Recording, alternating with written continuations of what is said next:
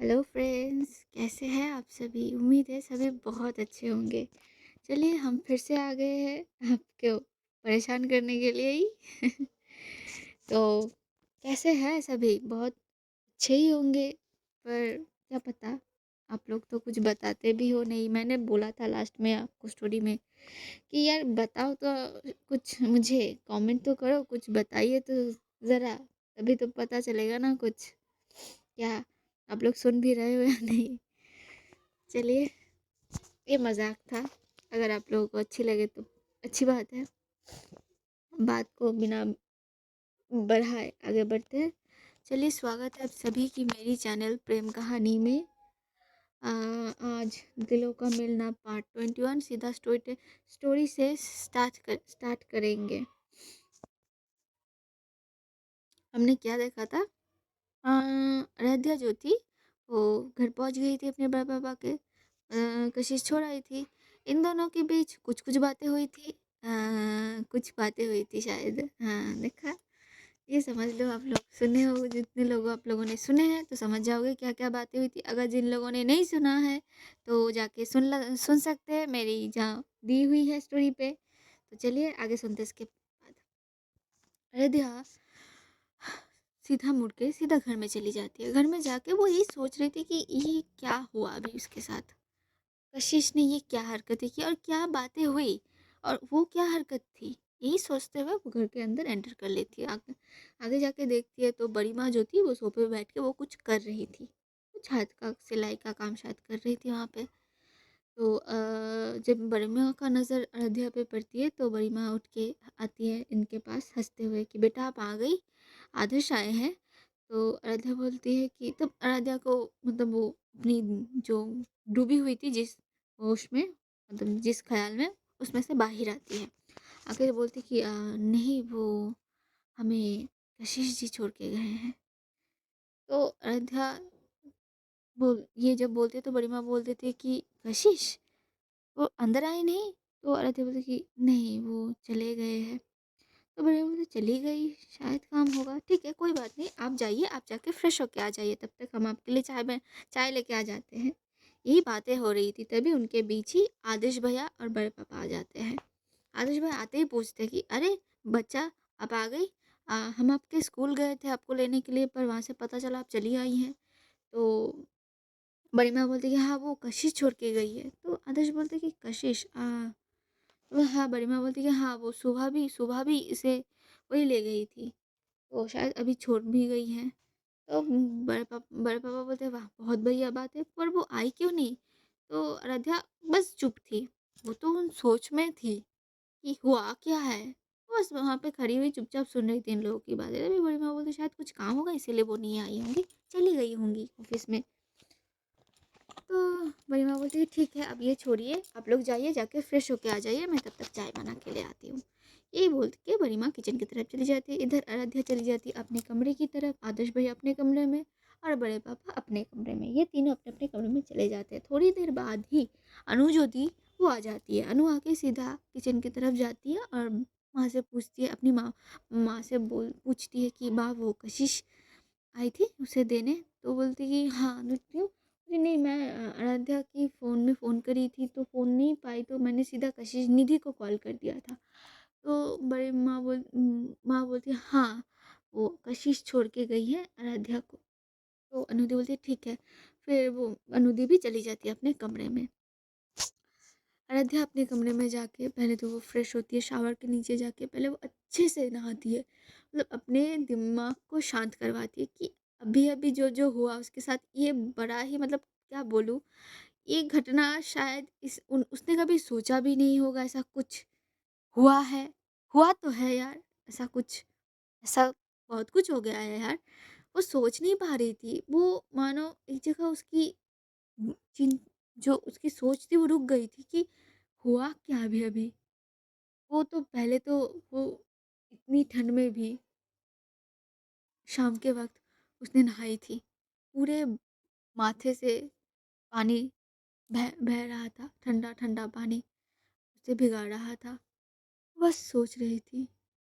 तभी बाहर से छोटू की आवाज़ आती है कि दीदी, आप इतनी टाइम पे शावर ले रही हैं, ठंड लग जाएगी, बाहर आ जाइए। आपको क्या अभी ना, वो भी इतना ठंड है। तो आते बोलती कि हाँ आती हूँ।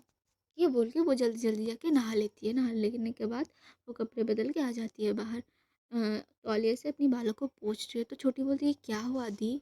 कुछ परेशान हैं क्या आप?" तो आराध्या बोलती है कि नहीं, बताओ क्या हुआ?" बोली, "नहीं, आप इतना अभी मतलब अभी नहाए हो, शावर लिया है आपने अभी, तो इसीलिए पूछा, कुछ हुआ है दी?" तो आराध्या बोलती है कि नहीं, कुछ नहीं हुआ है। तो छोटी बोलती है कि वो मम्मी-पापा का कॉल आया था, एक बार कॉल कर लो आप उनको। बोली, हाँ, मैं भूल गई थी शायद। बोले, हाँ।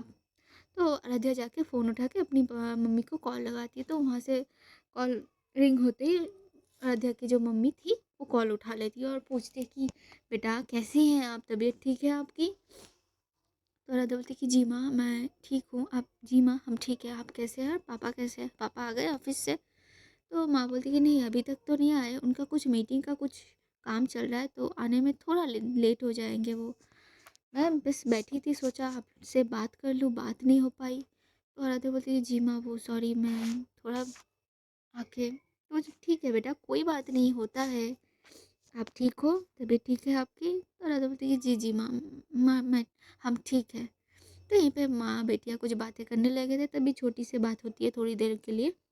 छोटी सी बात करने के बाद माँ फिर से आराध्या अपनी फ़ोन लेती है और माँ को बोलती है, ठीक है माँ, आप लोग टाइम से आ जाइएगा, अभी हम रखते हैं, शायद परिमा नीचे बुलाई रही थी। तो बोलते ठीक है बेटा, आप लोग जाओ। ये बोल के आराध्या फ़ोन कट करके रख देती है और ये छोटी और आराध्या जो थे वो नीचे आ जाते हैं। तब तक ड्राइंग इनके हॉल रूम में सभी आके बैठ चुके थे।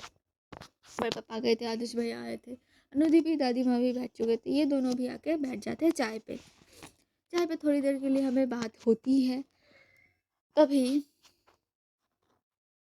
अनुदी पूछती है कि ठीक से पहुंच गई थी तुम? बोली, जी दी, हम पहुंच गए थे। तो आदर्श भैया बोलते हैं कि अरे बेटा, मैं आपको ले जाता, पर वो अचानक ही मुझे, मैं भूल गया था, कल शाम को मुझे कॉल आई थी, मैं बातों में इतना बिजी में मैं भूल गया आपको बताना। तो आराध्या बोलती, कोई बात नहीं भैया, हम चले तो गए थे ना। तो आदर्श बोलते कि ठीक है, कल से मैं ले जाऊँगा। ठीक, ठीक है। ये बात कर रही थी सभी वहाँ पे बैठ के कुछ कुछ। इधर कशिश जो थी वो पहुँचती है ऑफिस। ऑफिस जाने के बाद तब तक शाम के 7 बज ही चुके थे। सॉरी हाँ। इधर कशिश जब ऑफिस पहुँचती है तब तक शाम के 7 बज रहे थे। तो ऑफिस के सारे जो स्टाफ थे वो तो निकल गए थे और उनमें से निधि भी चली गई थी, क्योंकि उसे पापा का कॉल आया था, निधि के पापा का कॉल आया था उसे, तो वो पीयू को बोल के वो निकल गई थी। पीयू थी क्योंकि उसे जो सारे काम थे, जो जो इंस्ट्रक्शन उसे मिले थे, वो उसने करके रखे थे और कशिश के आने पर ही वो जा सकती थी, क्योंकि कशिश के हाथ में वो सारी डिटेल्स उसे देने थे, इसीलिए तो वो रुक गई थी। तभी जब कशिश अपनी कैबिन में जाके पहुंचती है तो वो वहाँ पीहू आ जाती है। तो पीहू आते ही सीधा कशिश को देख के बोलती है कि मैम, ये सारे फाइल्स यहाँ पे हैं, निधि मैम चली गई हैं, उन्हें कॉल आया था उनके पापा से, तो बोल के गई है कि अगर ज़रूरत हो वो फ़ोन कर ले आप उनको। और यहाँ पे कुछ डॉक्यूमेंट्स हैं और यहाँ पे जो जो डिटेल्स आपने मांगे थे वो मैंने सारे नोट कर दिए इस डायरी में, अब देख लीजिएगा एक बार। तो कशिश तो पहले बैठती है चेयर पे, तो उसके सामने जो जो पीयू ने रखे थे वो देखने लगती है। देखने के बाद वो पीयू की तरफ सर करके बोलती कि ठीक है, सब यहाँ पे सब कुछ सही है, तुम जा सकती हो अब, अगर कुछ काम ना हो तो। तो पीयू बोलती कि जी मैम, अब तो कुछ है नहीं, अगर आप कुछ दो तो। बोले, नहीं नहीं, अब तुम जा सकती हो। तो पीयू वहाँ से चली जाती है। कशिश बैठती है, बैठ के अपना सर जो है वो जो पे चेयर पे, जो हेड बोर्ड था चेयर का, सर रखने की एक पीछे से होती थी ना, वहाँ पे उसने अपना सर टिका दिया था और अपनी आंखों को बंद करके वो उस मंज़र को सोच रही थी। कार में जो उसने आराध्या के साथ, आराध्या के इतने करीब होना, उसकी सांसों को महसूस करना, इनके बारे में वो सोच रही थी। पता नहीं, पर उसे भी शायद मजबूर हो रही थी वो धीरे-धीरे सोचने के लिए। वो अपनी आँखों को झट से खोलती है और बोलती है कि क्या करके आई हूँ मैं? और मैं खुद को रोक क्यों नहीं पाई? और वो खुद को क्यों नहीं रोकी? आह! क्या करूँ मैं?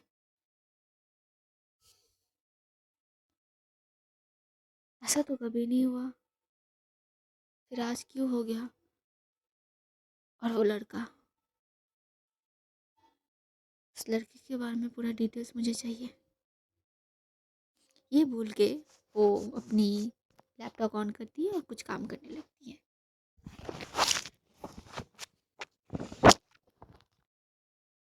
तभी उसके फ़ोन रिंग हो जाता है। वो फ़ोन की तरफ देखती है तो वहाँ पे मन्नत का कॉल आ रहा था। तो फ़ोन को उठाती है तो आगे से मन्नत बोल देती कि लड्डू, क्या है ये? मतलब क्या भूल गई हो तुम हमें? नानी माँ कितनी बार वो फ़ोन किया है तुमको? कहाँ थी तुम? और ये क्या बात हुई लड्डू? एक बार भी कॉल नहीं किया तुमने मुझे। वो जो गई फिर तो बात ही नहीं हो पाई यार। ऐसी क्या बात हो गई यार? तो कशिश कहती है कि आदि क्या है? क्यों कॉल किया आपने अभी? तो लड्डू ये क्या क्या मतलब क्या हो गया है तुमको? मैंने बस ये फ़ोन जानने के लिए फ़ोन किया है कि तुम ठीक हो ना? कैसी हो तुम? कितने दिन हो गए तुमसे मिले नहीं मैं। वो जो मिली थी उस दिन के बाद तो फिर से मुलाकात हुई नहीं हमारी बेटा। अब आओ मुझसे मिल के तो जाओ। तो कशिश कहती क्या है दी? जो है सीधा बोलिए, क्या बात करनी है? तो मन्नत बोलती कि मैं कुछ नहीं पूछ रही हूँ, बस इतना बोला है कि बहुत दिनों से मिली नहीं यार तुमसे, आके मिल लो मुझसे यहाँ पे। और नानी भाभी बोल रही थी तुमको आने के लिए। एक काम करो, तुम और निधि दोनों आ जाओ आज रात के डिनर के लिए हमारे पास। तो कशिश कहती कि आज रात मुश्किल है दी, मुझे काम है। तो मन्नत बोलती कोई काम वाम नहीं है, ठीक है? मैंने बोला है तो आना पड़ेगा तुम लोगों को, ठीक है? अब दूसरी एक बात नहीं सुनूंगी मैं। तो कशिश कहती दी, ये बड़ा गलत बात है आपका, आप हमेशा ऐसे बोल देते हो। ये बेट तो और किसे बोलूँ? कोई और है क्या मेरा? तुम ही तो हो। तुम ही तो है एक अपना। तो कशी बोलती अब ये इमोशनल ब्लैकमेल करना कब बंद करेंगी आप? तो मन्नत हंस देती है, बोलती कि मैं इमोशनल ब्लैकमेल नहीं कर रही हूँ यार। रानी मैं सच में बहुत याद कर रही है तुमको। आ जाओ एक बार मिल लो आके, क्या हो जाएगा? तो कशी आगे से बोलती ठीक है मैं आती हूँ। ये बोल के ये दोनों फ़ोन रख देते हैं। कहीं थोड़ी देर और रुकती है, रुक के फिर वो निकल पड़ती है अपनी कैबिन से, जो सामान थे उसको समेट के लैपटॉप को बंद करके बैग में पड़ लेके वो बैग लेके निकल पड़ती है। वहाँ पे जो वॉचमैन था ऑफिस में जो रहता था, वो बोलता है कि मैम आपकी कार की चाबी, क्योंकि कशिश ने आते आते कार मंगवा ली थी अपनी रोड साइड पे। तो कार पे बैठती है और सीधा निधि को कॉल लगाती है। निधि तब शायद कुछ कोई एक रेस्टोरेंट में थे अपने पापा के फैमिली के साथ, कुछ थे बाग में, तो वो गई थी। तो निधि आगे से फ़ोन उठा के बोलती कि क्या हुआ? हो गया? आ गई? अब बोल, अब क्यों कॉल किया? अब याद आ गई मेरी तेरी तुझे? तो कशिश बोलती कि चुप रहेगी तू ज़रा, मेरी बात सुन, बात करने के लिए फ़ोन किया। तो हाँ, तो मैं तो बैठी हूँ तुझसे बात करने के लिए, तू ही है कि बात नहीं करती मुझसे। अब बोल भी दे, क्या-क्या हुआ?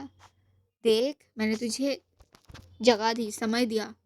अब एक तो तू बता पहले क्या-क्या हुआ? बोलती कि देख ये अजीब-सी बातें करना ना पहले तू बंद कर, ठीक है? मैंने ये बोलने के लिए फ़ोन किया कि नानी माँ ने हम दोनों को डिनर पे बुलाया आज रात को। बोलती कि क्या बात है? सीधा डिनर? वो भी जा रही है क्या? ये तू तेरी करी तब तेरी बातों की जो कार है ना वो ज़रा ब्रेक लगा। तू घूम फिर के वहीं पे क्यों आ जाती है?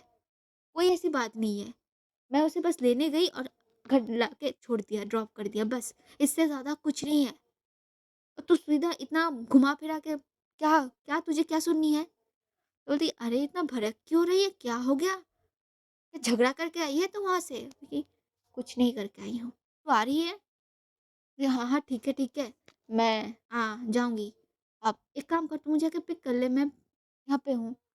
तो कशिश कहती कि आप वहाँ पे क्या कर रही हैं? अरे यार बता के तो आई हूँ। पीहू को बोली नहीं क्या उसने? हाँ बोली है। वाह भाई वाह! भूल भी गई तू?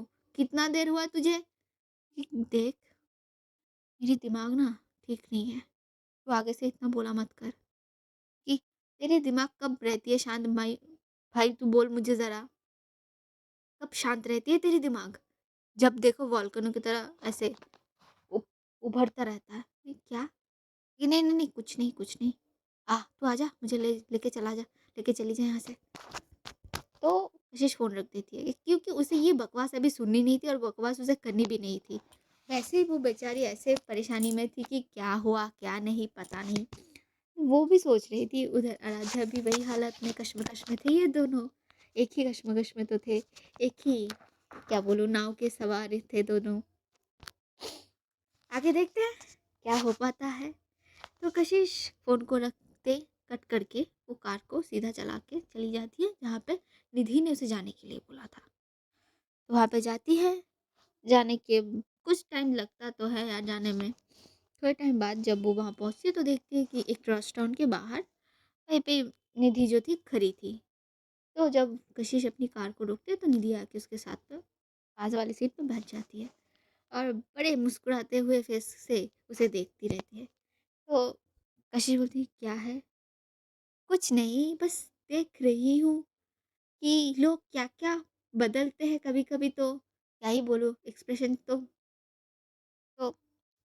कशिश एक लुक पास करती है तो निधि बोलती है कि अरे ऐसे मत देख यार, डर लगता है मुझे तुझसे। किसने कहा डरती नहीं हूँ मैं? तो कशिश और कुछ नहीं कहती, वो सीधा ड्राइविंग पे अपना ध्यान देती है। ये लोग चलने लगते हैं नानी माँ के घर के पास। थोड़ा इन लोगों से हटके दूर वाले हम कहीं आते हैं। हुँ? मानो अच्छा लगे ये ट्रैक आप लोगों को? चलो, ये लोग भी रहेंगे यार, पर थोड़ा एडवेंचर कुछ करें। आप लोगों को पसंद आए, शायद इंटरेस्टिंग लगे ये चीज़, उम्मीद है मेरी। यार एक बात बोलूँ, कमेंट करो मुझे, लाइक तो करो और यार एक सब्सक्राइब करो। उम्मीद है ये आप लोग करोगे। पता नहीं करोगे कि क्या नहीं करोगे, पर करो। मुझे सच में ये जाननी है आप लोगों से कि आप लोगों को स्टोरी कैसी लग रही है। यार हर कोई एक-एक कमेंट करके बता के तो जाओ मुझे कि मैम ये जगह पे ये आप बोल के गलत बोला शायद, या यहाँ पे ये अच्छे से बोल सकते थे। अब मेरा क्या बोलूँ, अ, मुझे इसे मतलब अरे यार गलत जो मैं बोल रहा हूँ उसे ही पकड़ा दो। पर करो यार, कुछ तो बातें करो। पर मुझे समझ में आता नहीं है, आप लोग सुनते भी हो नहीं। छोड़िए, क्या ही बोलूँ मैं आप लोगों से। फिर भी कहूँगी अगर नए हैं तो एक सब्सक्राइब कर दीजिए चैनल पे। इताली, रोम की शहर। हुँ? पता है ना? जो शहर हमेशा एक मिस्टीरियस रहा है, हमेशा हर किसी के लिए। यहाँ पे हिस्ट्री की बहुत सी चीज़ें हैं जानने जैसा। हिस्ट्री खुद है ये एक शहर। ये शहर खुद एक हिस्ट्री है। इसी शहर में हम और एक हिस्ट्री जानेंगे इस कहानी के और एक पहलू को जानेंगे। रात के करीब 2 बजे एक बड़ी सी आलीशान घर के दूसरे मंजिल की साइड वाली कॉर्नर वाली एक कमरे में साइड पे एक लड़की बैठी थी। धीमी धीमी सी रोशनी थी कमरे में, पूरा अंधेरा ही था बोल सकते, उसमें थोड़ी धीमी धीमी रोशनी थी। उसमें से ही एक लड़की नीचे फर्श पे बैठ के एक सफ़ेद कागज़ पे कुछ पेंट कर रही थी। उसके पूरे हाथों में रंग फैले हुए थे, चारों ओर रंगों की चीज़ें थी, पेंटिंग की चीज़ें थी। लड़की फर्श पे बैठी हुई थी। उसने एक काले कपड़े जैसे कुछ पहने हुए थे, एक हुडी पहनी थी, एक ट्राउज़र पहना था ब्लैक, ब्लैक कलर की हुडी थी। बाल जो थे उसके कुछ रेडिश थे, ब्लैक में कंबाइन करके पूरे चेहरे पे बिखरे हुए थे। उसका हाथ जैसे मानो बहुत स्मूथली चल रहा था उस पेंट बोर्ड पर। वो वो आँखों को पेंट कर रही थी। बहुत खूबसूरत लग रही थी उसकी पेंटिंग।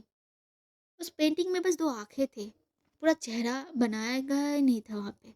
बस 2 आँखें थे ब्राउन कलर के। वो भी बहुत खूबसूरत लग रहे थे। मानो कि ऐसे रंग से खेल रही है उस पेंटिंग में वो, उस कागज़ पे वो। बहुत शिद्दत से वो पेंटिंग बना रही थी। बहुत मन से शायद।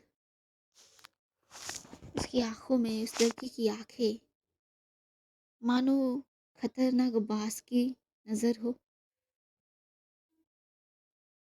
बहुत मिस्टीरियस आँखें ये बोल सकते हैं आप।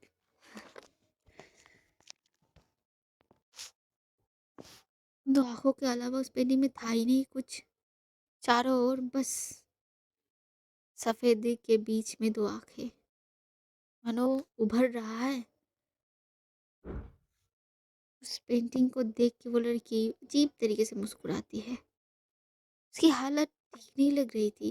किसी अजीब से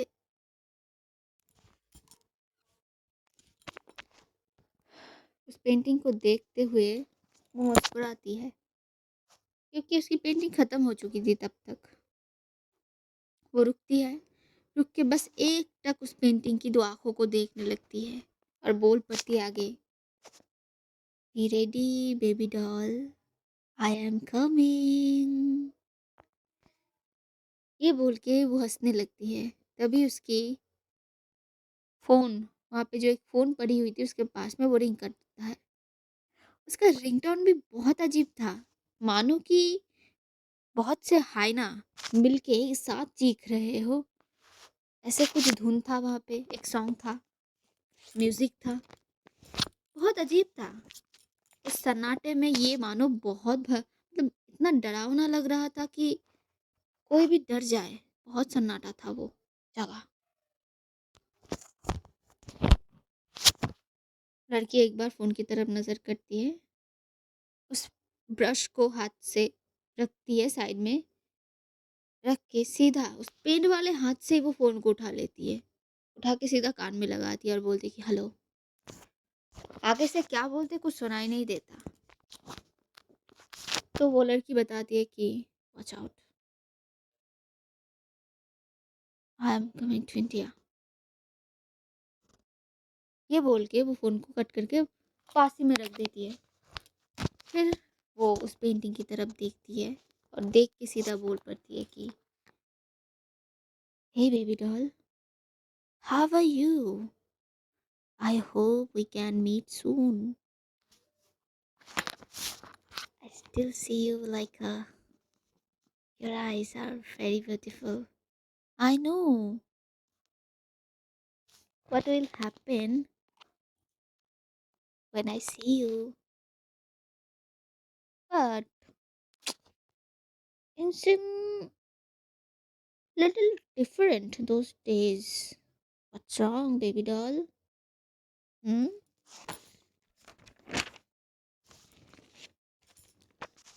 क्या हो रहा है तुमको? पता है, जब से तुमको देखा है ना, कुछ और नहीं देखती मैं। बस ये 2 आँखें मुझे सोने नहीं देती यार। क्या है तुम्हारी इन आँखों में और तुम में? तुम खुद भी नहीं जानती तुम क्या हो। But don't worry, I am coming. जब मैं तुम्हारे सामने जाऊंगी ना, तब तुम्हें सब समझ आ जाएगा। पर मुझे एक बात की फिक्र तो है, अगर तुमने मुझे ना कर दिया तो क्या हो सकता है? बेबी डॉल, रेडी रहो, क्योंकि इसके बाद तुम्हें ये बोल के वो मुस्कुरा देती है। उसकी हंसी भी बहुत अजीब थी। वो उस जगह से उठती है, उठ के वहाँ पे एक कपड़े जैसा कुछ था, वहाँ से वो पोंछती है अपने हाथों को और अपनी जो ट्राउज़र की जो जेब थी वहाँ से एक सिगरेट निकालती है। सिगरेट को जला के वो पफ़ लेने लगती है और धीरे अपने कदमों को अपनी कमरे की खिड़की की तरफ कर देती है, जहाँ से ठंडी-ठंडी हवा आ रही थी। चारों ओर सन्नाटा था, अंधेरा था। दूर बैठे शायद कुछ आवाज़, एक पेड़ पे कोई पंछी था जो बहुत टाइम से चीख रहा था।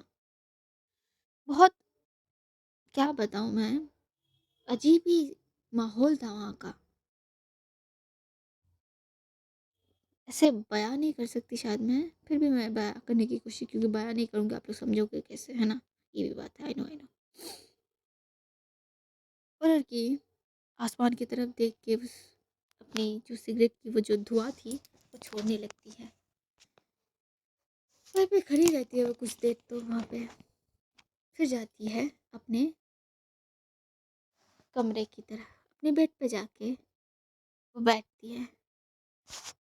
बेड साइड कॉर्नर पे जो टेबल था, वहाँ पे एक, क्या बोल, एक डायरी जैसा कुछ था। उसे वो अपने हाथ में लेती है, बुक जैसा उसे हाथ में लेती है और अच्छे से जाके अपनी बेड पे बैठती है। ब्लैंकेट ओढ़ के बैठ जाती है। उस डायरी की पहली पेज को खोलती है। वहाँ पे वही 2 आँखें जो अभी इसने ड्रॉ की थी, वो 2 आँखें थी। उन आँखों की तरफ देखते हुए बोलती है कि बेबी डॉल, अगर मुझे पता चला मेरे सिवा कोई और आया है तुम्हारी ज़िंदगी में, तो बहुत बुरा होगा। तुम्हारे लिए नहीं, उसके लिए जो तुम्हारे करीब आएगा। क्योंकि मैं हूँ ना तुम्हारे लिए, मैं बर्दाश्त नहीं कर पाऊँगी। अगर तुम्हारे करीब कोई आया, मैं मार दूँगी, उसी वक़्त जाके। हुँ, तो मुझे एक्सेप्ट तो करोगी ना? अरे! कैसे? ज़रूर तुम मुझे एक्सेप्ट करोगी। मैं इतना प्यार जो करती हूँ तुमको, बहुत प्यार करती हूँ बेबी डॉल तुमको, बहुत। उस दिन से, जिस दिन से तुमको पहली बार देखा था मैंने, कहाँ थे तुम इतने दिनों तक? देखो, तुम्हारे लिए कितना बदला है मैंने खुद को। जब से तुमसे मिली हूँ, मैं किसी और लड़की की तरफ तो दूर, किसी के पास तक नहीं जाती। अरे! उस किसी का नाम तक अपनी ज़ुबान पे नहीं लाती बेबी डॉल, जब से तुमको देखा है। हाय! देखा है। तुम्हारे वो चंचलपन तो मुझे अच्छा लगा, जो तुम छुपा के रखती हो, पर तुम में है। उस साइड को मैंने देखा है जो तुम दुनिया से छुपा के रखती हो। तुम्हारे 2 होठ, तुम बातें करती हो, मानो किसी पंखुड़ी से तो कम नहीं लगते। बस टच होते हैं एक दूसरे से। Baby doll, I miss you. कब तुम्हारे पास मैं जाऊंगी, कब तुमको मैं अपनी बाहों में लूंगी, बस इसी का इंतज़ार है मुझे। ये बोल के उस डायरी को अपने होठों से एक बार छूती है, उसे बंद करके अपने सिरहाने पे रख के वो सो जाती है।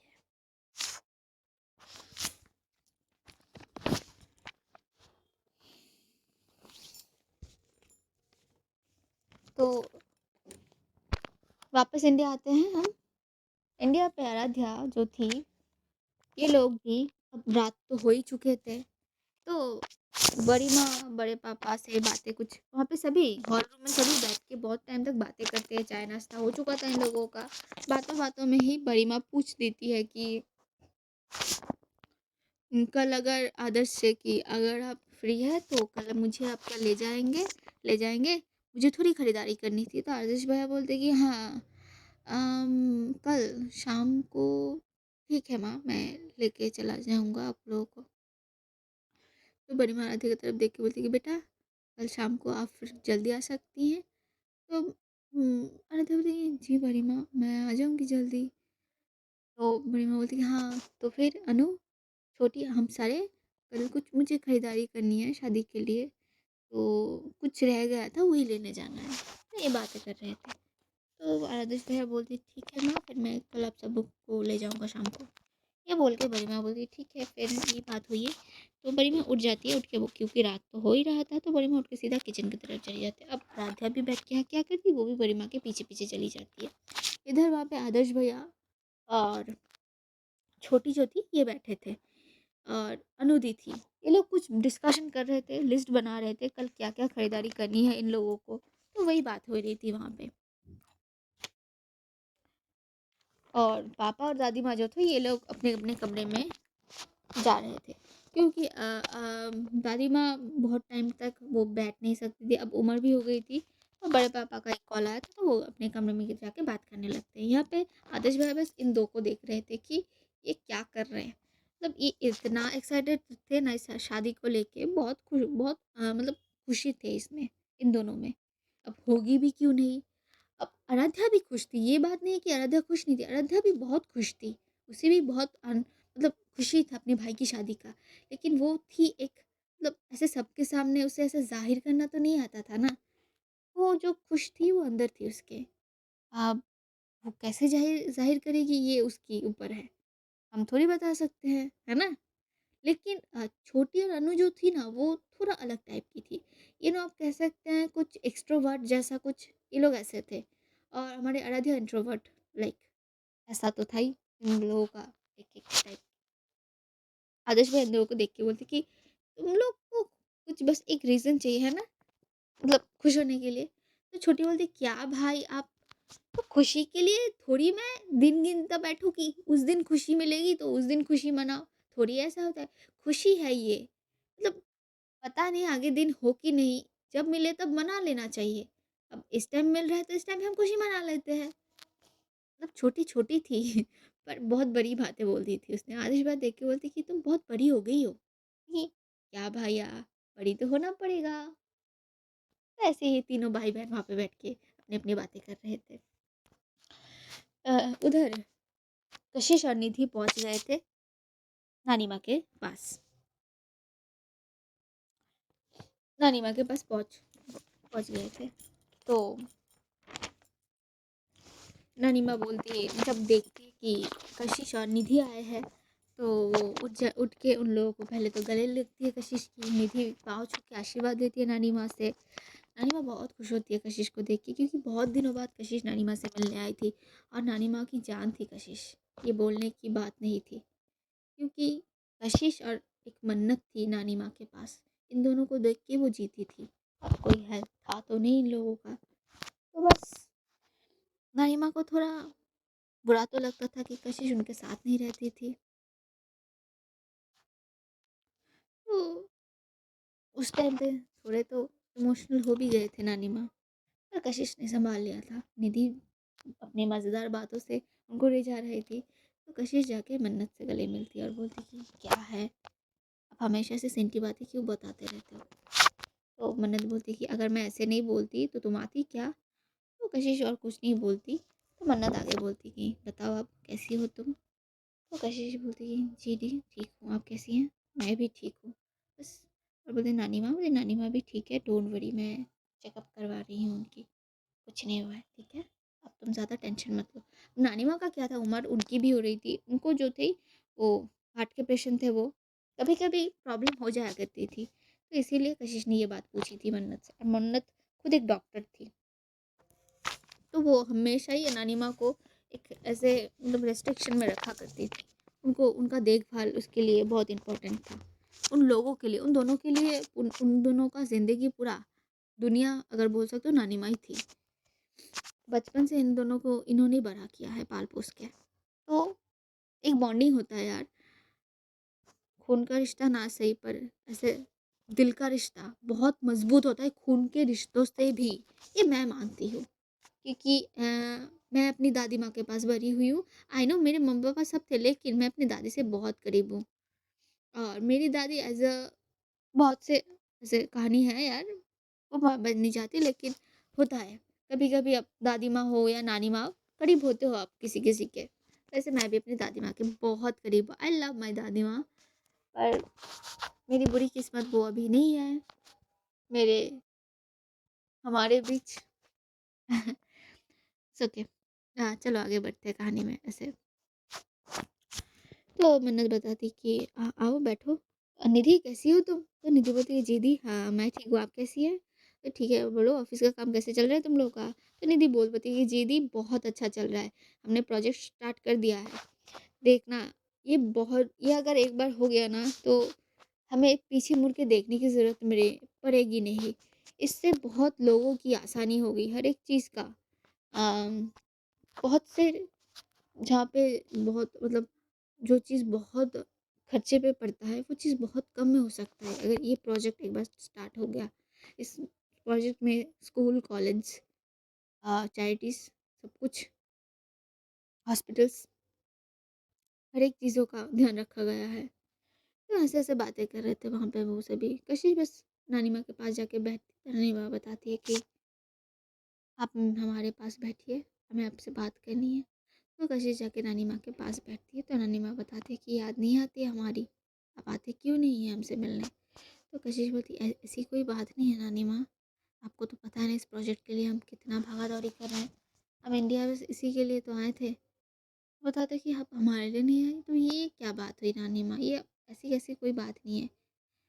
ये प्रोजेक्ट हमारे लिए बहुत ज़रूरी है नानी माँ, इसके लिए हमने दिन रात मेहनत की है। आपको पता है ना मॉम की ये लास्ट ड्रीम थी, इस प्रोजेक्ट को वो खुद बनाई थी। तो नानी माँ बताती है कि हमें पता है बेटा, कामिनी की ये बहुत बड़ा सपना था, लेकिन वो ये बोल के नानी माँ रुक जाती है। तो कशी बताती है हाँ नानी माँ पता है, छोड़िए इस बात को, अब बताइए आपकी तबीयत ठीक है? तो नानी माँ बोलती है बिल्कुल, हम बिल्कुल तंदुरुस्त है, देखिए स्वस्थ है। तो हाँ वो तो दिख रहे हैं, पर फिर भी अपना ख्याल रखिएगा। अगले हफ्ते मैं शायद दिल्ली जा सकती हूँ इस प्रोजेक्ट के लिए। कुछ दिन वहाँ पे रुकना पड़ेगा, वहाँ पे रुक के देखना पड़ेगा सब कुछ। तो नानी माँ बताती कि तुम अकेले जा रही हो, निधि जा नहीं रही है? तो हाँ वो भी जाएगी, पर वो कुछ दिन बाद जाएगी। वो हाँ जिस दिन हमारा प्रोजेक्ट वहाँ पे सीधा क्या बोले अनाउंस्ड होगा उस दिन वो जाएगी। तो बोलती ठीक है। तो नानी माँ बोलती तो पहले तो आपने बताई थी कि जिस दिन आप जाओगे उसी दिन जो प्रोग्राम है वो होगा। तो बताती कि हाँ उस दिन ही होगा, पर मैं 2 दिन पहले चली जाऊँगी क्योंकि कुछ वहाँ पे इश्यूज आ रहे हैं, उसे देखना पड़ेगा मुझे वहाँ पे जाके, इसीलिए मैं 2 दिन पहले जा रही हूँ। तो राधे बताती सॉरी कशिश बता नानी माँ बोल देती है कि ठीक है, ध्यान रखिएगा अपना। ये बस बातें कर रही थी वहाँ पे बैठ के। मन्नत पूछती है निधि से,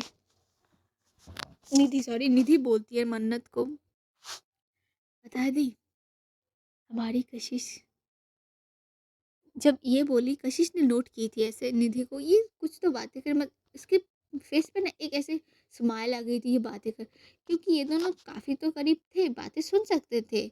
ये सभी एक दूसरे के बहुत करीब करीब बैठे हुए थे। तभी कशिश एक पल को निधि की तरफ देखती, निधि की नज़र बातें करते करते उस पर पड़ गई थी, तो वो चुप हो जाती है। कशिश की तरफ देखने लगती है। मन्नत बोलती क्या हुआ निधि, तुम कुछ बातें कर रही थी ना? कशिश को क्या, तो निधि बोलती कि दी कुछ नहीं, वो मैं बता रही थी कि कशिश बहुत अच्छे से प्रोजेक्ट को हैंडल कर रही है ना कशिश?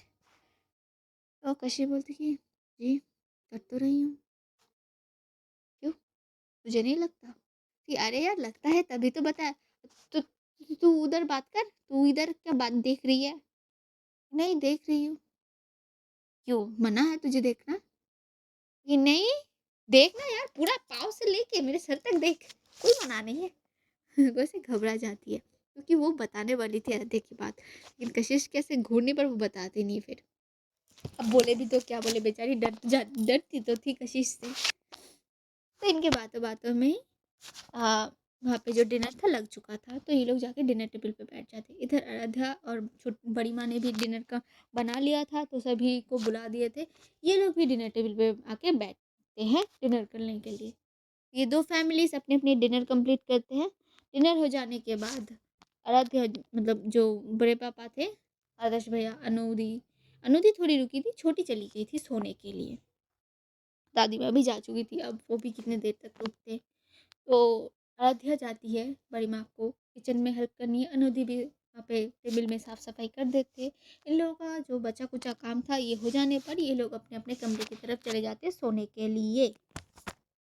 आज के लिए इतना रखते हैं, क्योंकि मैंने देखो कितना रिकॉर्ड कर दिया, अब इतना तो मैं रिकॉर्ड कभी नहीं करती यार। चलो आज के लिए इतना रखता हूँ, फिर दूसरे भाग में कुछ ले आऊँगी अच्छा सा होने पर। एक अलग सा पार्ट मैं लाने की कोशिश कर रही हूँ इस कहानी में, शायद आप लोग अच्छी लगे। आई डोंट नो, देखते हैं। साथ में बने रहिए। अगर मेरे चैनल पे नए हैं तो चैनल को सब्सक्राइब करो, एक लाइक करो, कमेंट करो, शेयर करो। बस यही चाहिए आप लोगों का साथ, वो बहुत ज़रूरी है मेरे लिए। प्लीज़ साथ में बने रहिए। Thank you, bye bye. सभी अच्छे रहिएगा, स्वस्थ रहिएगा, फैमिली को अच्छे रखिए, खुद खुश रहिए, फैमिली को खुश रखिए, दोस्तों को खुश रखिए, ठीक है? ठंड का मौसम है, सभी ध्यान रखिएगा अपना। Bye bye.